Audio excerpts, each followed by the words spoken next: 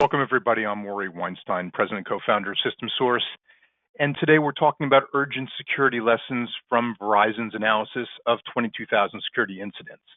It is our annual reading of the report. The report is about 117 pages or something like that, and we've compressed it into an hour.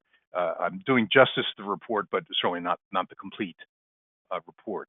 It does have a little humor in it. It may not be bedtime reading, but I hope you enjoyed today's presentation. I have left my home phone number on the front of the screen. If something doesn't make sense to you, if you feel something sliding backwards, that actually does connect to my home off hours if you dial 1.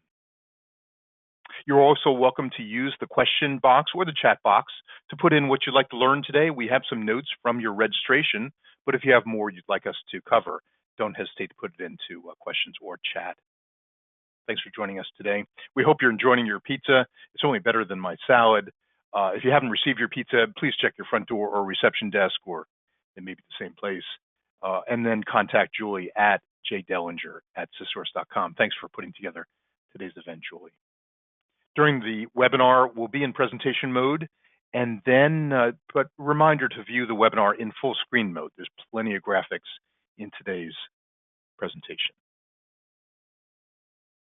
I thought I'd go to commercial for about 15 seconds, and then we'll get right into the meat of our presentation. Clients do ask us to improve their IT and audiovisual maturity, operational maturity.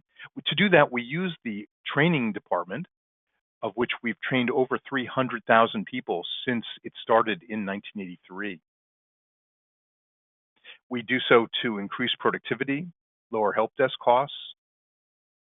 Today, a lot of training going on in AI, and of course, most of it is virtual. Presentation systems is where we keep the folks that do our Teams rooms, all the gymnasiums, auditoriums, all the audiovisual environments are all done in that area.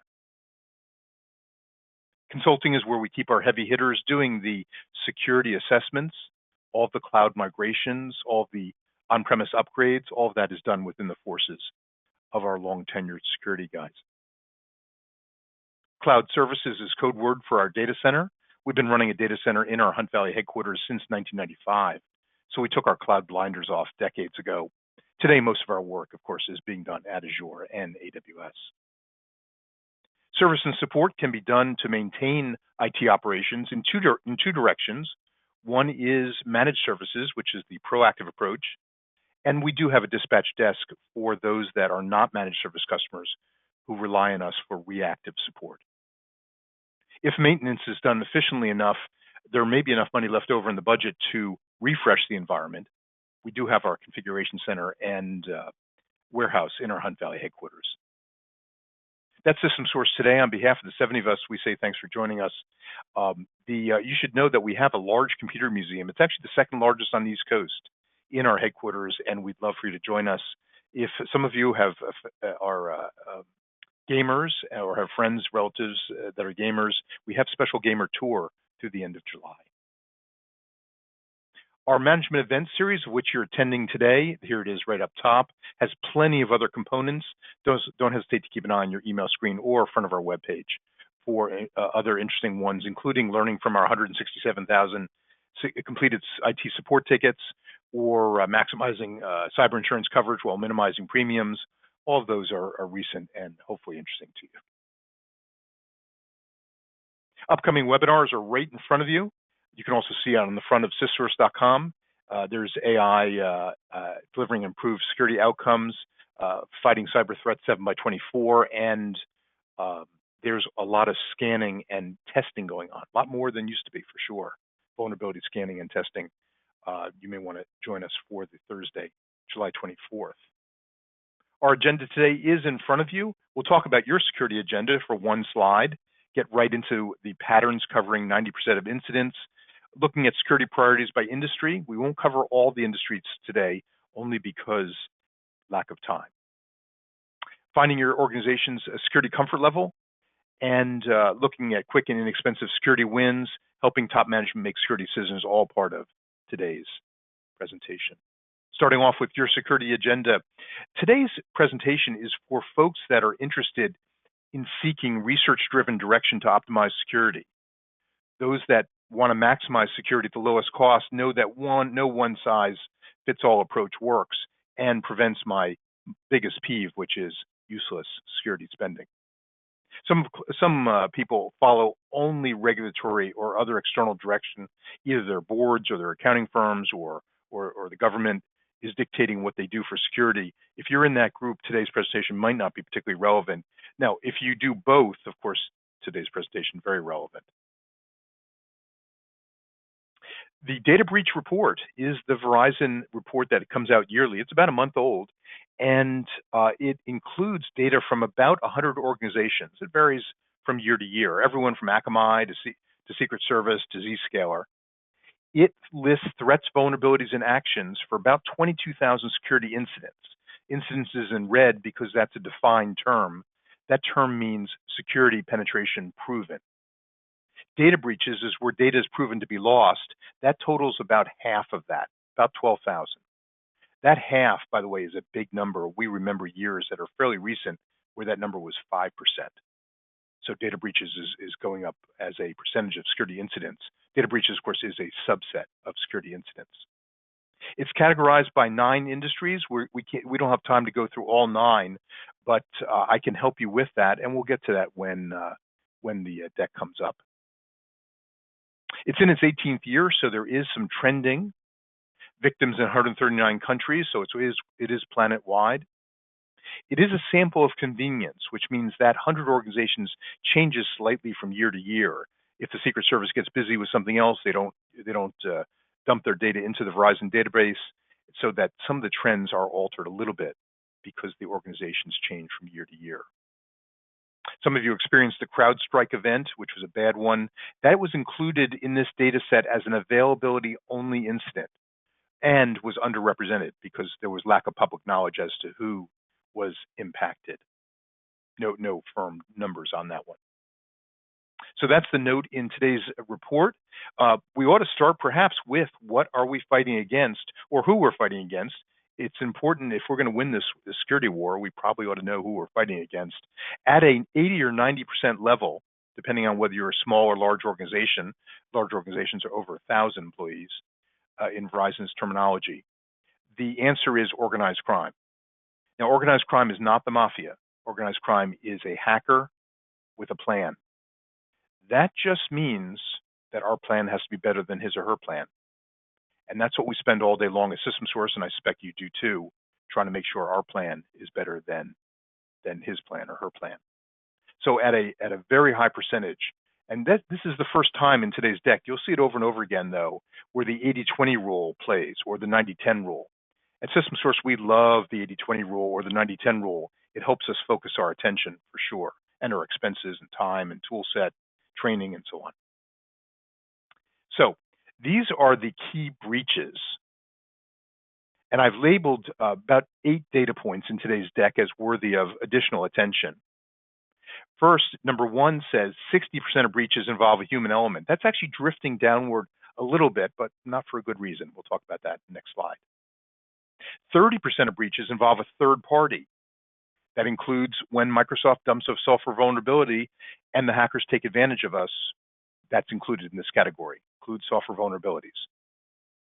That 30% is 2x last year.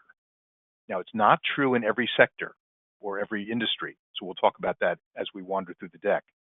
17% of breaches are espionage motivated. That also varies strongly by industry. You'll see how that impacts the education sector, it impacts the manufacturing sector, which we're not going to cover in depth today, but I can do that offline. So those are the first 2 stopping points in today's deck. Breaches involving human elements, and 30%, that's 2x last year, involving third parties. Here's the human element graph we talked about. It's declining as a percentage of the total, although it still is the dominant share at 60%. However, the reason for this is the prevalence of zero-day remote code executions in ransomware and espionage-motivated campaigns has been increasing. So those 2 pieces have been increasing, which brings down the human element. Some of those ransomware and zero-day campaigns have been fueled by a lot of automation. First with file sharing softwares in 2023, and then edge devices in 24. The Verizon data set ends right around the end of 2024, so we'll be referring to that today. We're going to spend a lot of time today talking about edge devices. But first, let's look at top patterns in breaches with third-party involvement. Remember, third party, some people call this partner involvement. System intrusion at an 80%, that's 81% level. Everything else is somewhat in the noise. That system intrusion, we'll learn later on in today's deck, leads to ransomware at 75% of the time. So if you're playing the 80-20 rule and you don't have time to do everything every day, like the rest of us, now you can start to focus your attention because the data is in front of you. Speaking of partnering, a lot of partnering is in software as a service. These vendor relationships are worth scrutinizing. Certainly the cyber insurance guys are scrutinizing it. These availability incidents are getting attention because the cyber insurance guys, well, they get the claims. Making security outcomes part of your procurement process, very important. And I'll help you organize that on the next slide. Having plans to address repeat performers, repeat offenders, that is. Keeping devices away from the internet, of course, as best you can, especially if the vendors aren't going to be good about patching them. Vendors hosting your data in their environment and vendors connecting to your environment. These are some of the pieces of software as a service vendor relationships that are bear watching, now that we know it's 2x last year. We give this spreadsheet, which we created internally, to our managed customers, and now you have it also. It asks a lot of questions of vendors that some of them may not even answer. That alone will tell you some story. Does the partner have access to guest wireless only? Does partner protect PHI and PII? Who does the partner report security infractions to? All these are very important. For you to have a spreadsheet of various partners with this information is a great amount of due diligence. Certainly looks good if there was trouble and the government or some regulatory body wants to know, did you pay attention to this, that, and the other trend, especially those that are 2x last year. So that ends our third-party section. Let's take a look at what ransomware is doing. The answer is it's increasing quickly. And there is some good news here, although it's not in this chart. The good news is that the average ransomware request is down. We have not seen this before. 150K last year, down to 115K in this data set, 2024 roughly. So there's some pressure from law enforcement takedowns, but much of the reason is in the chart on the right-hand side, and that is the amount of people paying, not paying, is increasing. Let me say it again. The amount of people not paying is increasing. 50% in 2022, 54% up to 64% in 2024. That's producing less demand, and of course the price goes down. The data, by the way, that's in this data set does come from various sectors, including cyber insurance firms who know the exact amount, and ransomware negotiators who negotiate the exact amount. So this is some pretty good data to sink your teeth into. Now, there's a huge spread, as there is in many of the charts that you'll see today. The upper quintile, I believe, is 3.6 million, but the median has dropped from 150 to 115. So you'll see some good news in today's deck. Moving on from here, let's see what we can learn about this. So what Verizon did is to look into some of the credential logs from the info stealers. These are the malware people, and found that 30% of the compromised systems can be identified as enterprise licensed. Enterprise license, they have various ways of defining that, but one of the ways is that it has a Windows enterprise license on the system. However, half, that's 46% of those compromised systems that had corporate logins in the compromised data, those are the compromised info stealer logs, were non-managed and hosted both personal and business credentials. They were both personal and business credentials, indicating there was some crossover between personal and business use.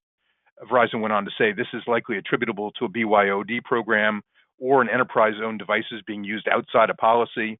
And then they summarize by saying, if you choose not to have a BYOD policy and don't enforce what sort of devices have access to corporate systems, the BYOD policy can wind up being chosen for you, and you may not like the results.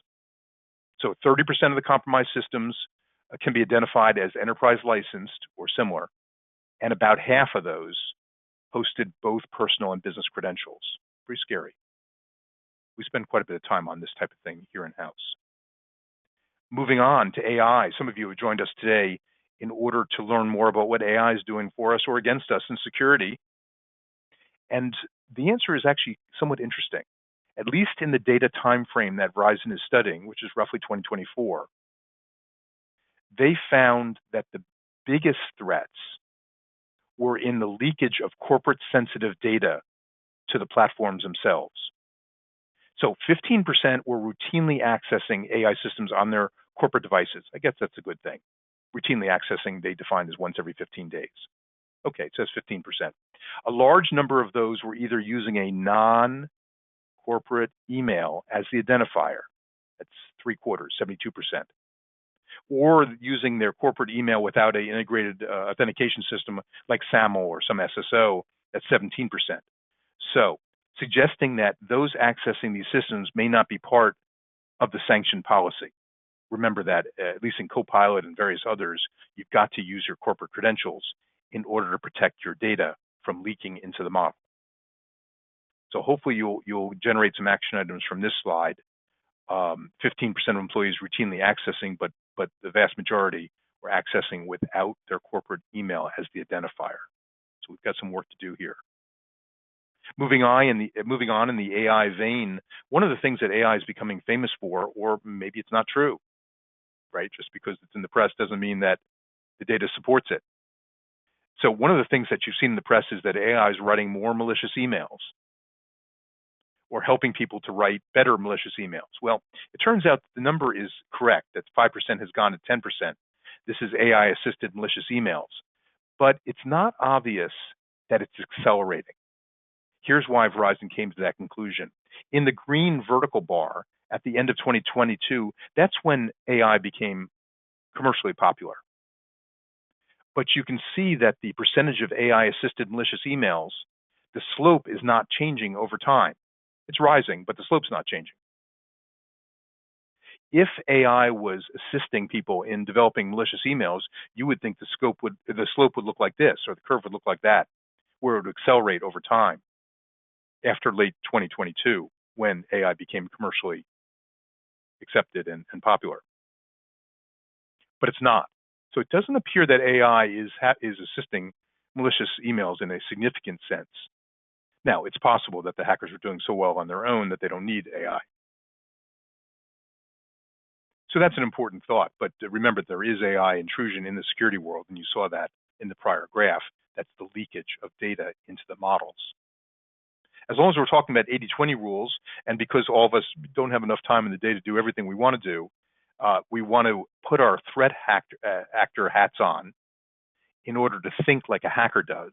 And at a 90% level, remember this is across North America, so this is across, it's actually across worldwide data. At a 90% level, financial motive is the overriding one. So because you can't do infinite things in one day, we want to make sure that you're focused and know that that the actor motive is financial at an 89-90% level. Moving on, I promised to talk to you about edge devices. So what you're seeing in front of you is of non-error, non-misuse breaches. That's generally non-human element breaches. What's up? And the answer is, number one is vulnerabilities on web apps. Okay, that's been there for years. But at 8x last year, you have vulnerabilities in edge devices, now 22%. That's 8x last year. So those of you looking for trends, this is a big one, along with that third-party trend. So we're going to drill down this in a moment. These are VPN and edge devices. Let's take a look. So what you're seeing on the left-hand side is the number of days between CVEs, which you know is common vulnerabilities, and KEVs, which are the exploited ones, the subset that are exploited. KEV means known exploited vulnerabilities. And the difference is 5 days. So the hackers are taking about 5 days between the announcement of the vulnerability and exploiting them, median. Now, on the edge devices, this right-hand graph is edge devices only. It's 0. Do you see why we have to focus on it? This graph also underscores that. This is all CVEs on the left-hand side, known email exploited vulnerabilities in the middle, and edge only on the right-hand side. The good news is the industry seems to be reacting to it. The percentage of remediated CVEs is much higher on the edge devices than these other two areas. And the partially remediated ones is much lower. So at least we're focusing on the right things. But Verizon says 53%, we must not be trying too hard. Now, the more good news is that the number of days to full remediation for edge devices is down to 32 days.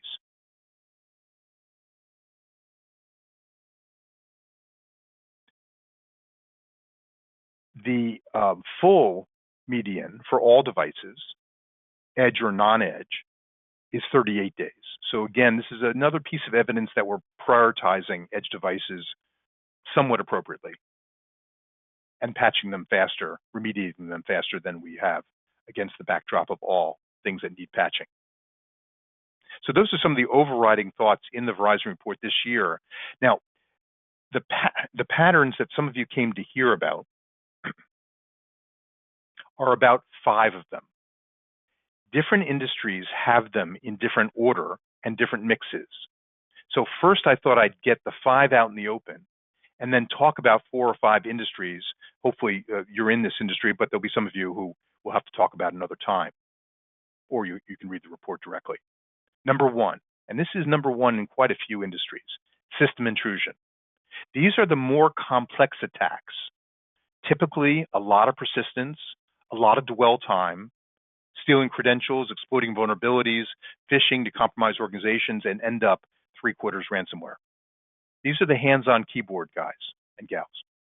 Using automation, using craft, both to breach defenses. Of course, it's 99% outside, financial motive, 80 to 90%, and there's lots of 0 days. The largest increase in this category is in the 0 days, especially during the weekends. This does support 7x24 kinds of monitoring, like Arctic Wolf, for example. We have quite a few Arctic Wolf customers. So that's what system intrusion is all about. Hopefully you've identified with it. These are the complex attacks, multiple steps. Number 2, everything else. This one's unfortunate because it carries very little definition. Previous examples include tampering with your ATMs, gas pump skimmers. It does include fire, hurricane, tornado, impacting paper documents. Many of these are from general breach notification letters that you get all the time in your mail as people lose your credentials. And Verizon summarizes by saying if we had more robust information sharing practices, that might help. But this one we don't know a lot about. It's unfortunate. Number 3, and again, these are not in any order because we'll order them in a few minutes depending on what industry you're in or what sector you're in. Social engineering is the 3rd one we're going to talk about. The data loss is internal at a 68% level. So if you want to know what to protect against social engineering, the answer is sensitive plans, reports, and email. And that's different from what they call personal data. So espionage is now 52%, but they say, well, they've had different organizations report. So that number is influenced by what organizations report. They do see a prompt bombing, which is where you get MFA requests all night, and after the 25th one, you get tired of it and you accept it, or you get a text from your IT department, which is not really your IT department, that says you can get those prompts to stop if you just accept them. We apologize. But of course, at that point, you've let the hacker into your email account or your network. And baiting is a term for downloading compromised versions of legitimate software, probably through search engine optimization or ads. So you go to some third-party site that looks like Microsoft or Salesforce or whatever and download a compromised version of something. Pretexting continues to be the number 2 incident underneath social engineering, where, of course, the hackers pretend to be the chairman of your organization or the CFO or whatever. That also varies by industry. The proportions there are about 60% phishing, and pretexting comes up behind that, again, depending on what industry. Prompt bombing is at 14, baiting is still small. So if you want to know what to work on, these are important pieces. A lot of the stuff, of course, is within the Microsoft 365 portal, but now you have an ordering of what to work on first. Phishing, of course, is we use KnowBe4 extensively here, and we'll talk about that in just a moment. For those of you who have not moved to strong 2FA, remember there is 2FA and there's strong 2FA. Strong 2FA, of course, does not allow SMS, among other things, no manual passcodes and so on. This 22% of 365 bypasses, which is not as high as the token thefts, but coming up strongly, is defined as the attacker will exploit whatever weakness in your MFA implementation. So whatever compromises you made in order to get this thing in place, which looked pretty good when you made them, this is the exploit of those compromises, like allowing SMS text messages for your MFA. Moving on, this graph has been updated, but it didn't show in the deck. What you're seeing here is that the business email compromises when the hackers take over your staff's email accounts. Nothing good happens at that point. The losses have been averaging 50,000, 2022, 23, and also 25, 50,000 each. The bad news is that for many of you, you have a sublimit, probably for all of you, you have a sublimit in your cyber insurance policy that covers social engineering claims. That sublimit is a tiny portion of your overall limit. Most organizations have 100 to 250K. The insurers do not like to write more than 250K for sure. Some of you are involved in larger institutions that may self-insure. But 50K is a substantial amount of 100. So if you get too many of these a year, you become uninsured for social engineering claims. It's tough. But at least they're not rising. For those of you who are slaved with KnowBe4 or somebody else in trying to get your phish-prone percentage down, Verizon said, well, there may be a reason it doesn't go to zero. Turns out that their data concludes there's 1.5% of people, they use the trite phrase, you can fool some of the people all the time, but you can't fool all the people all the time, and maybe 1.5% of employees in the median you can fool all the time. So they're seeing a ground floor of 1.5%, which is unfortunate. We still have plenty of clients above 1.5, so they have work to do. But yet, training people does provide some results, and we have a lot of data that supports this. In fact, training people in terms of avoiding phishing, about 21% after you train report the phishing campaign. If you don't train, the number's 5. So there's still plenty of data that shows we can train people out of phishing situations. If any of you have phishing sensitivity and your KnowBe4 or whatever tool you're using is not cutting it, we can work with you on that, including resetting up your KnowBe4. We have a series of best practices that are very interesting. KnowBe4, among other things, is typical of maybe all software, that if you don't set it up right, it's actually rather useless. So just paying the money for KnowBe4 and having an occasional campaign produces almost useless results. But we've been able to produce some great movement with KnowBe4 by setting it up just right, getting manager involvement, using their AI function properly. There's lots of pieces to that. So we do have a fixed price setup if you are not satisfied with your phishing scores. This, we don't believe our manufacturer's data, so we created our own data set and something we can trust.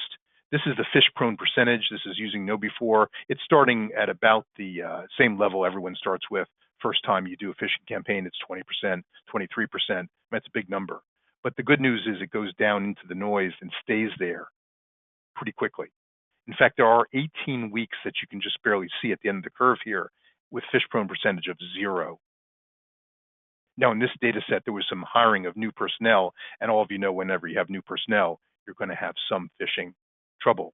And and of course, our role and your role is to bring that down to 0 or 1.5% lower limit in the Verizon report. Another way of looking at this, by the way, and again, it's common sense. If you're running 7% phish prone, whatever it is, and you've got 300 employees, there's going to be a bad day in your future by which 21 people are going to click your phishing emails, malicious emails. That will overload your help desk right away and provides a substantial risk to the organization. So if you can handle more than 21 compromised email accounts at the same time, you've got a substantial help desk. That's a big number. And I just used 300 person company, a 7% phish prone percentage. Now, I've presented you with a lot of issues here and a lot of work today. There are CIS controls that you can pick up on the web and subscribe to, purchase, whatever. This happens to be an example of one. In social engineering, Verizon says, go to these numbers first and conquer them. So you can see control number 6, which I've published right here, has the verbiage that we use here internally to help our managed clients make sure they stay safe. So we're not doing all this alone. There are some guidelines out there to help us. Moving on to basic web app attacks. These are BWAAs, Verizon calls them. This is the opposite of the system intrusion. This is small number of steps, not complex, not a large number of steps. Generally, stolen credentials. These actually don't come directly from phishing campaigns. These phishing campaigns, of course, fuel into stolen credentials, but 88% of breaches are stolen not from social attacks, but easily guessed credentials, credentials that are bought, brute forced, including your customer's credentials. Now, basic web app attacks doesn't mean one and done. The attackers may install persistent access. Persistence, they love persistence in this category, among others. Here's our internal data that you compare to your own. This data shows that, what does this data show? It shows fraudulent 365 intrusions. So if you lose control of your email account, which happened 10 times in this quarter, Q4 2021, across our thousands of licenses, many thousands of licenses that we manage for our clients, it'll show up here. So losing control of your email account, not a good thing because they know all about you. They start writing your customers asking for deposits. All these are true stories. So our job is to bring this line down, and the odd part is actually working. In fact, there are 8 months right here with 0 fraudulent logins. I did check this number this morning. There's only been 1 fraudulent login. We can't take credit for this all by ourselves. Many of our clients are buying better licensing. They're doing better phishing campaigns, partly because we reset up their know-befores. So there's lots of reasons why this number is going down, but this is important. Some of you have discovered that it takes 18 steps to eradicate a hacker once they're in your email account. And it's time consuming. It's not the thrill of our day. I think the last one is in front of you. Yes, this is the last one of the patterns. And then we'll show you how the patterns mix by certain industries and sectors. Miscellaneous errors is the last one. Remember, not in any order. We'll get to that in a moment. These are the unintentional human actions that directly compromise security. The top 3 are misdelivery, which could be paper, by the way. Some of you are on the wrong end of this, where you've received paper that was destined for a neighbor or another person that had some protected information on it. That happens all the time. So misdelivery is about half of miscellaneous errors. You can imagine that's popular in the healthcare sector. We'll actually see that in a moment. Misconfiguration is leaving default credentials in cloud databases in generally. Publishing errors is where the information should not be on your web page, but was either posted early or an error. Those are the top 3 under miscellaneous errors. Now here the threat, not 100% external, it's 100% internal. And the data loss is what Verizon calls personal. That personal data is defined as date of birth, mailing address, other tidbits useful for identity theft. It leads to immediate loss because once you hit that send button, you can't recall it. That's why nearly all the incidents are breaches, nearly 100%. This doesn't underscore all the importance of DLP, data loss prevention, in 365 or whatever tool you're using. DLP is important and used to be expensive, but Microsoft has basically built it in to most of the licensing at this point. This includes paper documents, which is subject to the misdelivery. But that misdelivery is also in email. And that goes back to DLP again. DLP should slow down people who are sending social security numbers and other bank information, for example. So if you're in the healthcare sector, here we are. It's very important for us to pay attention to this because we need to know where to focus. Time is not infinite. Security budgetary dollars are not infinite. So if you're in the healthcare sector, and I know there are some people here today, Javier, you're in the healthcare sector, of course, and there are others too. I'll be using first names only to protect the innocent. Here, system intrusion has overtaken miscellaneous errors as top cause. We'll see that on the next slide. The rise of espionage is concerning in this sector. So this is one of the very few sectors where internal dominates. That internal used to mean years ago that people were spying on each other's neighbors and so on, health conditions. That seems to have alleviated. And now miscellaneous errors and other pieces have taken over. Financial motive is still at 90%. It may not be against your firm, but in some way it'll enrich the financials of the threat actors. So it may not be against your firm. It could be a side business. It could be taking your data and using it in another firm. The data compromise, of course, starts with medical at a 45% level. The attack patterns are the same as last year, but they've changed position. Here they are. So there's your almost 80-20 rule. If for some reason you and I together or apart can alleviate these three patterns, system intrusion 1, everything else number 2, miscellaneous errors 3, that would eliminate 74% of the breaches. That's how you read this document. The plus sign means that it's up over last year. Remember, everything else is tough because we don't have enough information here. This is tough. There's nothing easy about the healthcare sector. Miscellaneous errors is number 3. That's way down from last year, and we've already defined that to be misdelivery as number 1.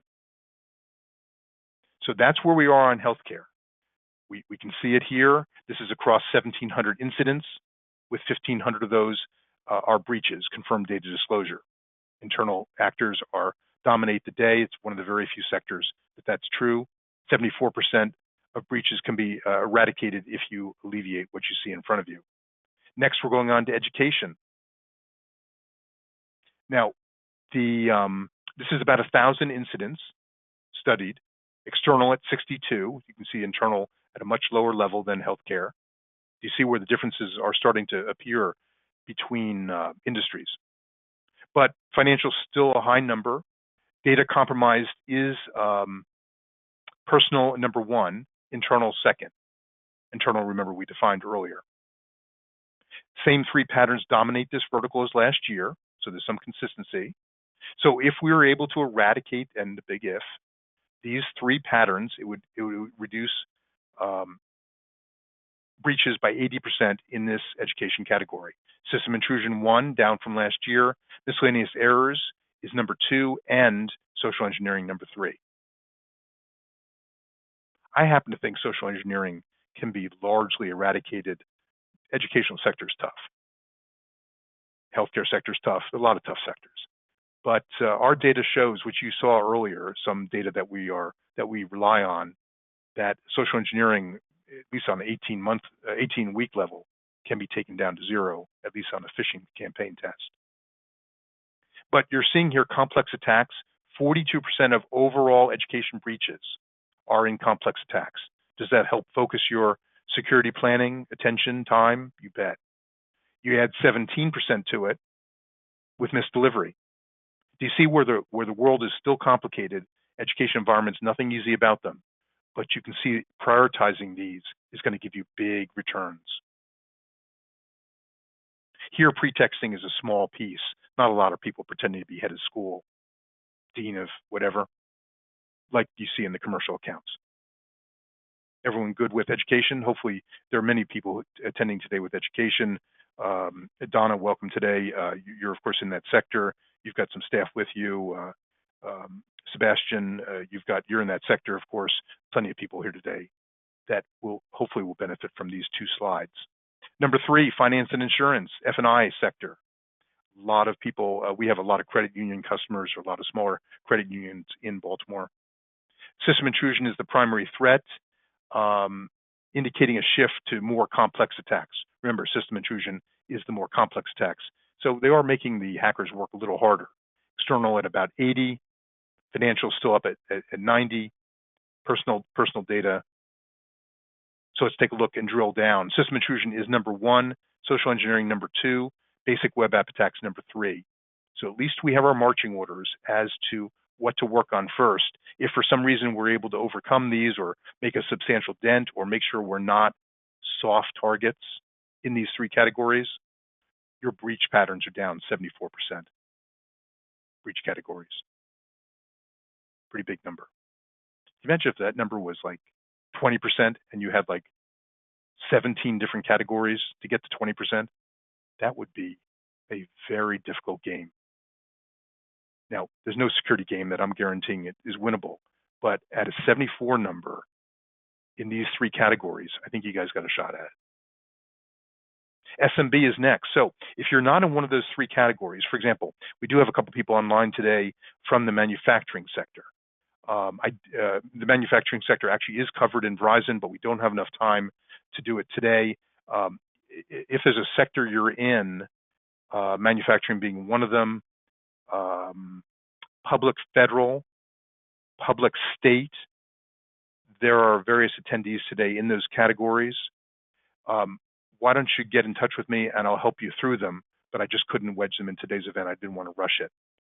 For those that are not in those categories, meaning that Verizon didn't get to your industry, you'll use probably the SMB category, which is less than 1,000 employees, or you'll use the large company category, which is greater than 1,000 employees, or you can use the North American ones. I'm going to show you those in a moment. So here's SMB in front of you. While large organizations see ransomware only comprising 39%, SMBs see it at 88%.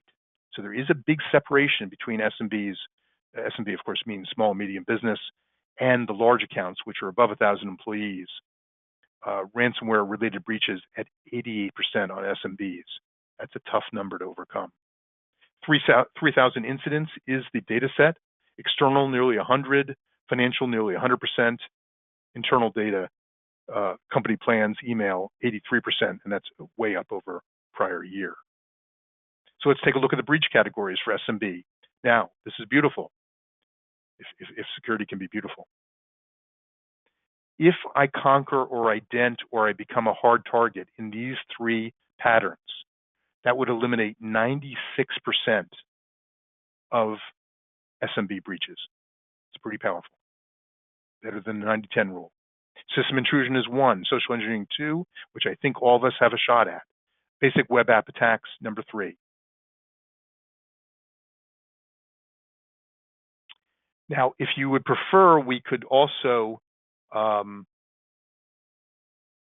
look at North American. These are all North American. This gives you a bigger data set, 6,000 incidents. We see external at 91, financial still high, internal at 50, but here are the breach patterns. So you sort of have to grab a hold of one of these set of breach patterns, either for your industry or for North American organizations or SMB or federal government. You have to grab a hold of one and then run toward it. System intrusion is 1, everything else 2, and social engineering 3. But that's a very difficult one because you have everything else in there with little information.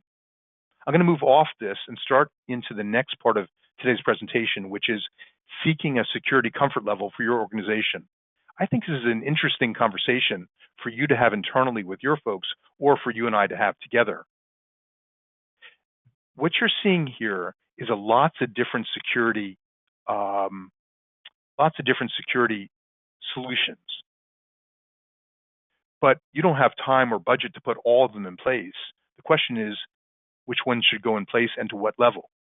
That's a discussion of security comfort level. Every organization has a different comfort level. For example, if you invest with Schwab or Vanguard or Fidelity, I go into the Fidelity office once every 3 years in Towson. They are very nice people, very well trained, and they're working at about 50% productivity, 50. If you were managing $7 trillion of other people's money, you would have your security turned up just like Fidelity does. But it does cause a heavy impact in productivity. So that's why these discussions are very important. Not every organization needs to be protected like Fidelity is. The reasons I highlighted in yellow is these are some of the basics. If you don't have these basics in place, one of these days it's going to be a bad day. And I can't tell you which day it is, but these are some of the basics that I ask you to consider whether you're making sure that you've got pinned down hard. We have the same chart, by the way, for indicating what's in scope for our managed customers. I wondered, does our managed scope cover enough of this to secure our customers properly? Now, this assumes you have the right mid-level Microsoft licensing, but you can see in blue that nearly all of the pieces are in scope for our managed customers. Some of you came to without heavy budgets, partly due to where we are in the economy, the business cycle you're in, whatever it is. So for under $1 per month, there are lots of opportunities. Again, this assumes that you have business premium or similar licensing in your 365 tenant. But there's lots of pieces like the ones you see in green here that can be accomplished for less than $1 a month per user in variable costs. Disk encryption, strong 2FA, some things don't cost anything at all, disappear from business social media so that the hackers don't take it out on your new employees. Some of you also are spending a lot of time working from home. There's a whole different set of emphasis for those organizations that are working from home extensively. Secure workstation images, more important when you're at home. Disk encryption, way more important when you're at home, especially if you're transporting your computer around. DNS filtering, of course, doesn't exist at home unless you install it. That's under $1 per user per month also. So we've created this chart in 4 ways. One that's less than $1 per month, one that indicates what's in scope for our managed clients, which is extensive as you saw, and one for home. Seeing security through management's eyes. Management's going to ask a lot of questions about security. Starting off with who's going to do all this work? What are the budget impacts? What are the impacts on end users? How are we going to measure it? All of those are part of healthy top management discussions. Gartner is the grandfather of research in the IT industry, and they've actually tried to answer some of these questions for senior executives. This is their run, grow, and transform model. Their run, grow, and transform model suggests that different IT tasks should be handled differently. So not all IT tasks are the same, is the theory behind the Gartner's run, grow, and transform model. So what's an example? If you're doing backups, do backups give you a lot of competitive advantage? Do they require intimacy with your environment? Do I have to know your environment really well to do good backups? Not really. That's why they're in the lower right, left-hand corner. If you're putting in a new ERP system or a new dashboard, that's in the upper right-hand corner. That provides tremendous competitive advantage if done well, and requires that we become intimate with your environment to put in a dashboard or a ERP system. So do you see where different IT tasks are in different sectors? Gartner then overlays them and says the sectors in the upper right-hand corner, like building a dashboard system, you own those. That's yours. In the category down here, like backups or 365 or help desk, that don't provide tremendous competitive advantage and don't require tremendous intimacy, knowledge of your environment, those are lower left-hand corner. Gartner calls those run activities and suggests the first thing you do is you outsource them. Do you see where different tasks appear in different places on the run, grow, transform model and are addressed differently? The middle ones is where you partner. Those are the grow activities. Those are the activities that you do to help your organization grow the standard 10, 5% a year, whatever your standard growth rates are. So hopefully that sheds some light. It certainly opened up my eyes when I first saw this. It is my most requested slides also. Now, once you've made certain claims to your cyber insurance company, like that you're using 2FA or that you have strong 2FA in place or backups or offsite backups or whatever, now the challenge is to keep those in place across the year. We have a quick glance dashboard that we use for our managed customers. This is a tiny piece of it. It's actually 66 lines long, and it shows with a color, green, yellow, or red, where you are on these attributes. Very important. Of course, there is a board version also for top management. So, summary of today's presentation. Use disciplined processes to counter the threat. So remember, the threat is a hacker with a plan. Your plan just has to be better than his or her plan. Think like a hacker and a business person. When I call some clients, either managed or unmanaged clients, after they've lost control of their email, one or two email accounts, usually a successful phishing attempt, I find that they want to eradicate it and they want to do right by the employee, but they're not interested as much as in a business sense in tracing the path of the fraud and preventing it for the future or for the current fraud. So you sort of have to think like a hacker and a business person. It's not easy, especially when you're moving at high speed or there's some crisis that just occurred. Seek a security comfort level for the organization.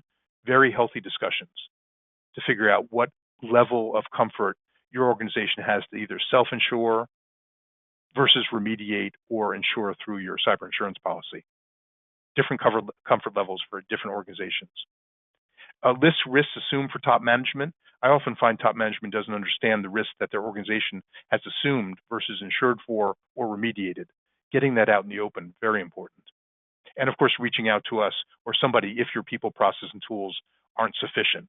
You've got to have all three in place. If you don't have all three in place, the hacker probably has the upper hand. I've asked Michelle Robinson to put in some promotions on security courses in today's deck. There's some discounts here that are good for a little while, and including the new SC 401 Information Security Administrator training. Now it's time to ask about IT, and just a reminder to complete the survey after the webinar. That's how we improve. But I thought I would take questions or chat through the questions and chat box. While you have a moment to do that, I thought I'd look through what you listed while you registered. I'll be using first names only. Hazel, you talked about AI security risks. I hope you found a couple slides on that today for your financial organization. Not a lot of impact on AI yet, except we got to keep an eye on that data leakage.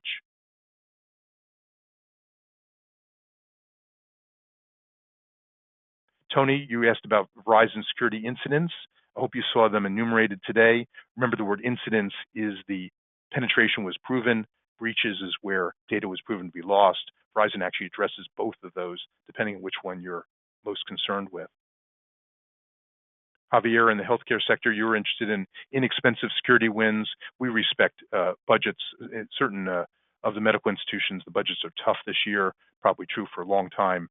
And inexpensive security wins could be the answer to your question. Hopefully you saw some of them today, and you'll be able to get a chance to see this deck later on this afternoon as Julie sends it out.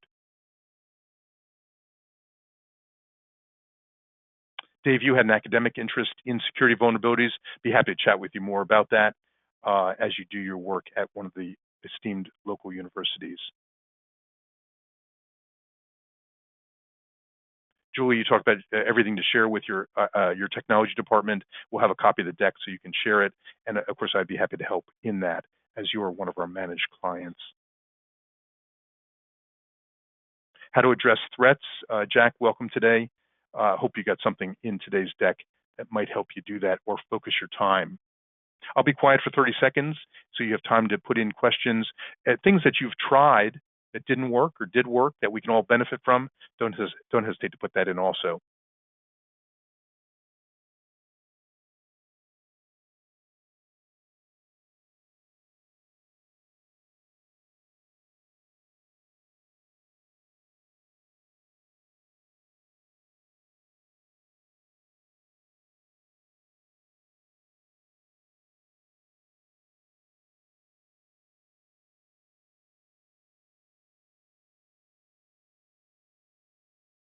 If there's no more for today, I'll return the 5 minutes back to you.